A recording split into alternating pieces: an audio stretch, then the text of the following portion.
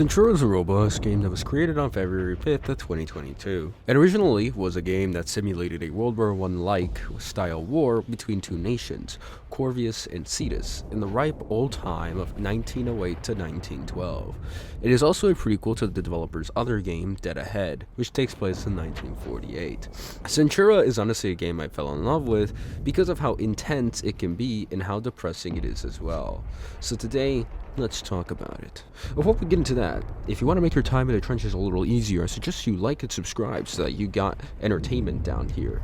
Anyways, onward with our regular scheduled programming. Getting to the first part is honestly the story. Between every battle, there are these small slides that explain what battle this is, the time, and what's gone on in the broader conflict of the war. There are two, now three, but I'll explain the third one later, nations at war.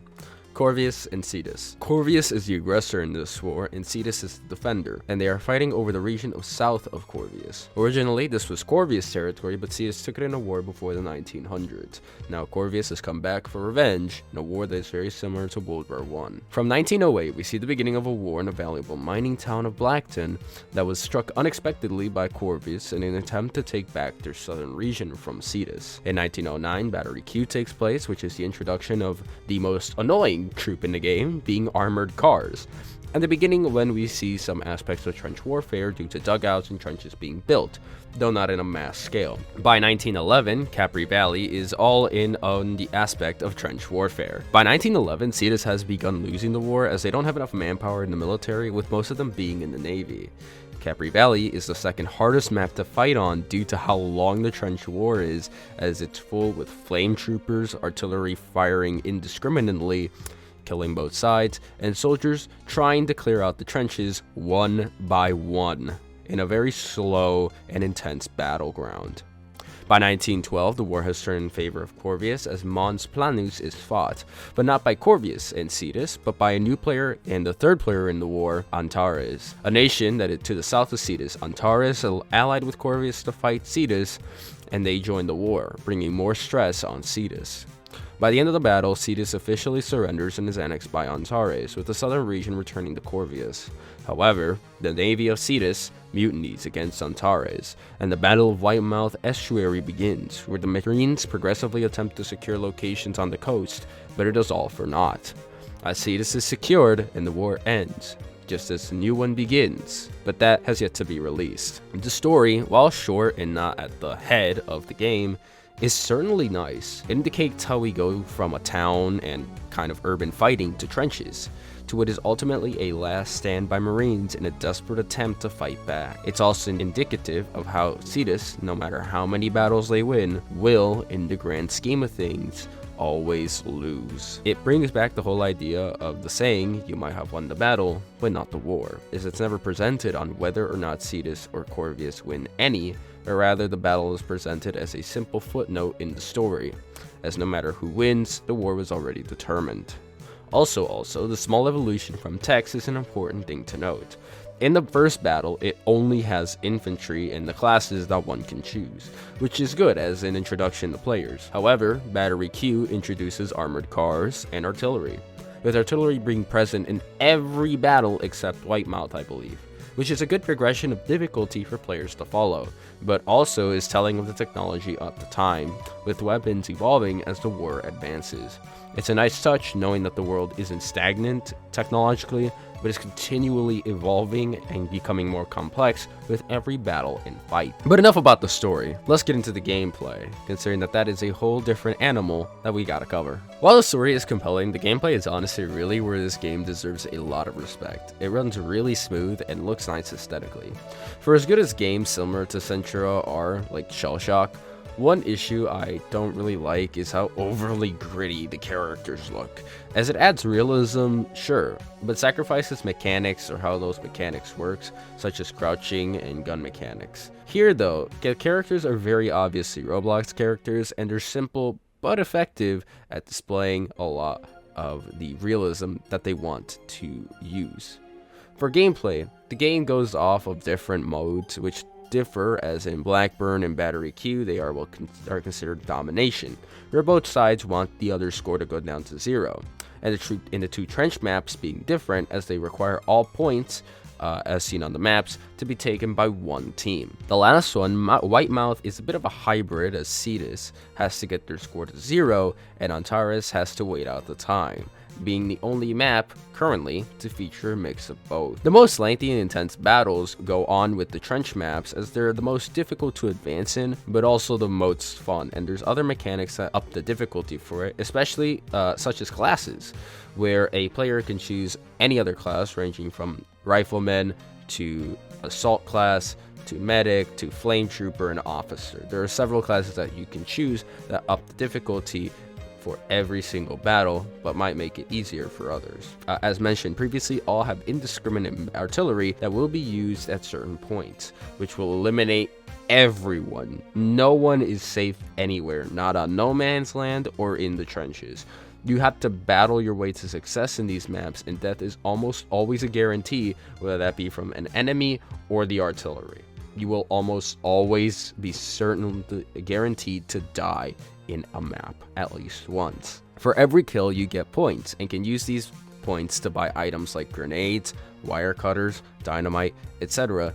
to use for the rest of the battle. Your whole goal for the most part here though is to survive and do your best, but just know you're not the main character. Another thing about the gameplay is how much it relies on sound and sight, and how quickly that goes away. Artillery and explosions can make you deaf if you're too close to them, or if they're going at you constantly. And explosions from artillery shake and blur your vision, making it really difficult to see where you're shooting or who you're trying to shoot. It's really fun just seeing that be a thing, but I think it's the best is the fact that you can lose limbs and still keep fighting. Maybe it's not very realistic, but honestly, it's super intense knowing that you're down an arm and a leg, you can see your bones, and yet you are still fighting to the bitter end. I also think this game's trench maps are the most realistic, often having one side go into no man's land to charge and the other side defending and counter-charging once that charge has ended. Unlike in other games where typically it's forced by the game or people just stay in trenches all the time, here it's brutal and slow.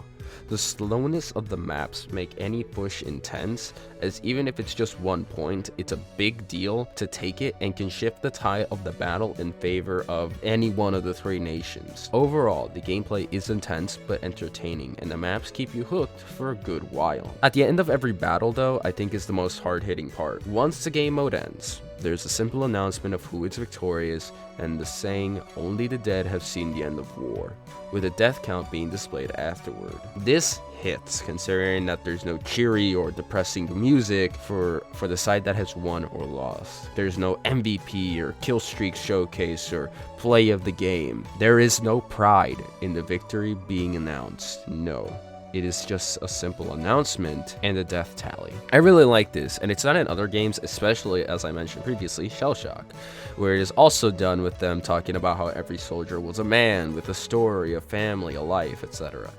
Here, though, it feels like it's just telling you, this is how you did, now off to the next battle where more will die, making it feel like the game is saying that war is pointless and that war is hell. He said it! He said it! But now, I want to talk about some stuff that is just miscellaneous and I didn't know where to put, but I really wanted to mention.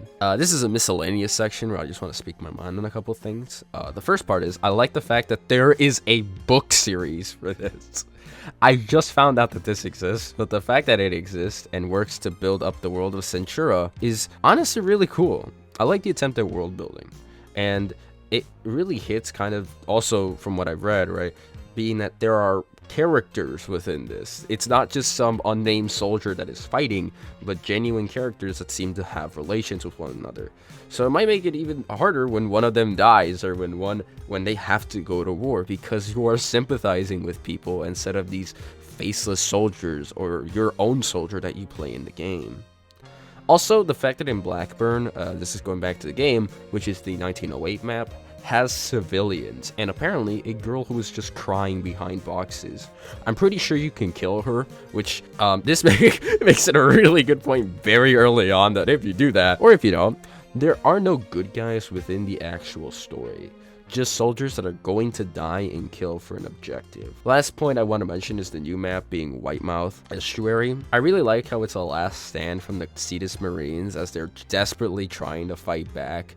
You see the desperation just from the objectives themselves, as even if they take out point A and point B initially, they have a harder objective to take out later, kind of making it a point to show that even if they win, these gains are not sustainable and are small, and if they lose, then they die trying. I love that battle, and I love how it represents. Even if I haven't been able to get through all of it, sadly, I have really enjoyed playing that. I can go on and on, but I want to conclude with this. CENTURA is a really fun war game that has a compelling story that emulates and has similarities to World War I.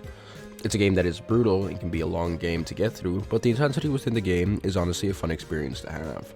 While there are games that are similar like Shell Shock or Trenches, which both utilize the World War I experience like CENTURA, CENTURA has an environment where it makes it a point to show the intensity of war, and similar to Shell Shock, showcase the coldness of it, by not giving out any play of the game or MVP, but instead simply telling you the number of dead in any given battle. It also makes it a point to highlight how battles, no matter the victor, will always end up in Cetus's fall and the Marines' final stand, which showcase the uniqueness of each map with their gameplay and mechanics, especially when it comes to domination, trenches, and in Whitemouth's case, a hybrid of both domination and time limits. But above all, the game shows that war is hell. That war, both real and fictional, is not some glorious battle to the death, but a slow deterioration of man, as both sides fight for a conflict that is bigger than any battle in the game, and how politics, while never seen on the front lines, play a role within the war, showcasing that in the end, only the dead have seen the end of war.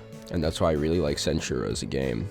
Thank you guys so much for watching. I hope you have a great Christmas. Sorry that it was uploaded during this time, but Merry Christmas. I hope you are all doing well. If you don't celebrate Christmas, Happy Hanukkah, Happy Kwanzaa, Happy Holidays, I guess. But yeah, thanks for watching. I've been Top Hat King, and I'll see you in the next one. Hopefully before the new year.